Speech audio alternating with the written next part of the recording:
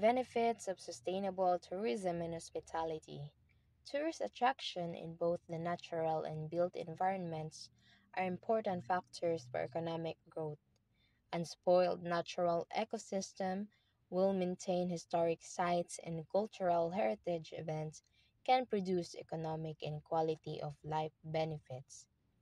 The economic benefits of successful sustainable tourism and hospitality management include developing new businesses, expanding job opportunities, marketing new products, improving infrastructures, increasing income, and other services. In sustainable tourism and hospitality, dili lang ang mga dagkong sectors, dagkong company ang ginahatagan og opportunities but also small businesses, small business owners, nagahatag sad sila og opportunities sa mga taong walang trabaho. Nakatong nangangailangan jud. Ginahatagan nila og trabaho so that they can earn money. According to WTO, sustainable tourism should make optimal use of environment resources, maintaining essential ecological process and helping to conserve natural heritage and biodiversity, and also respect the socio-cultural authenticity of the communities and conserve their built and living cultural heritage and traditional values.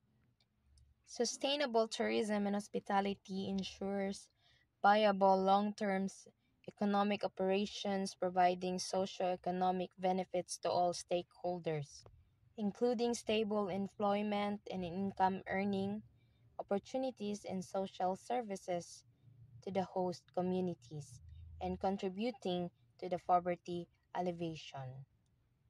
Sustainable tourism and hospitality should also maintain a high level of tourist satisfaction to ensure a meaningful experience to the tourist, raising their awareness about sustainability issues and promoting sustainable tourism and hospitality practices. Para ang mga satisfied visitors kay ganahan pamubalik-balik sa ato ang country. So that the satisfied visitors are likely to be repeat visitors and can surely contribute to the economic growth of tourism and hospitality to our local community. So the key to sustainable tourism and hospitality is to manage destination effectively, to provide benefit to the local population, to enrich the visit of the tourist, and preserve the tourism and hospitality products for future generation to enjoy. Mabuhay ug madayaw. I'm Oliver Gabriel B. Silda, and today I'll be talking about sustainable tourism and hospitality. This concept focuses on achieving quality growth by preserving, protecting, and enhancing the natural, built, and cultural environments of local communities. So ang meaning aning focuses on achieving quality growth is by pag-preserve, pagprotekta, o pag-enhance sa environment sa local communities. Preserving means kanang atong gina-preserve ang iyang natural state sa usa ka place kay aron mapanatili nato nga kung unsa tong sa una mao gyapon ang sa karon. So protecting, kinahanglan ginato protektahan ang isa ka lugar no kay aron daghan pa nga mga tourist ang ganahang moadto. Kay syempre if ginaprotektahan nato atong ma-preserve ang iyahang kagwapa sa usa ka lugar.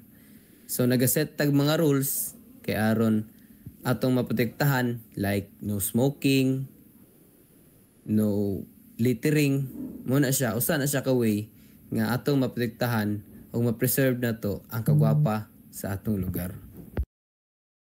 So enhancing, gina-enhance na to ang isa ka lugar sa pamaagi nga gina-develop na to siya kay aron mas daghan pa nga mga tourist ang ganahan mo adto ug mo-increase ang tourism kay mas nigwapa ang lugar. Bisa pag gamay kayo na nga gina-enhance lang nimo, basta nalay makita, mainganyo gid ang mga tao. The goal is to develop tourism in a way that benefits the economy while also respecting and maintaining the things that make these places unique. So for example, kaning New City Hall diri sa Tagum. Accessible siya sa taga-Tagum o sa dili taga-Tagum.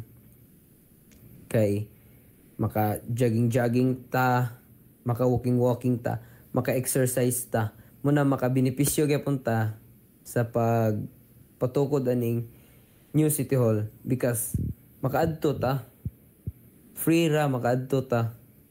Usa po siya ka tourist attraction diri sa Tagum. Og kita nga mo visit sa usa ka lugar, kinahanglan gyud nato respetuon. Kinahanglan dili ta magugaw-hugaw.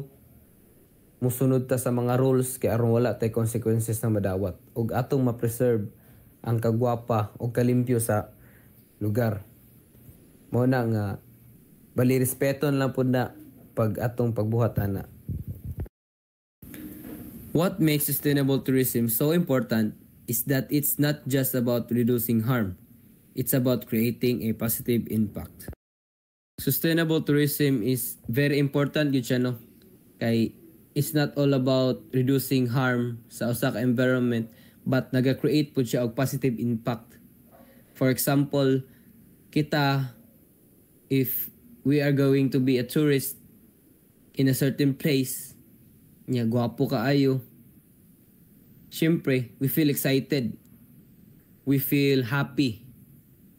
We feel relaxed pag adto na to. So nagi siya positive impact sa atua. It's gaining more attention from industries, governments, and academics worldwide as it presents a way to grow tourism while ensuring that the environment and local cultures remain intact for future generations. Sustainable tourism and hospitality gains more attention gikan sa mga industries, governments, o academics worldwide. Kay mo ni siya ang pamaagi nga makagrow ang tourism while gina-ensure nga ang environment o kaning local cultures nagyapon for future generations. In short, ang sustainable tourism nagpasabot sa pagbalanse sa pag-uswag sa ekonomiya ug pag-atiman sa mga environment ug kultura aron ang mga destinasyon magpabiling buhi ug resilient alang sa mga umaabot na henerasyon. So that concludes our presentation. Thank you for listening and we hope that naamoy matun-an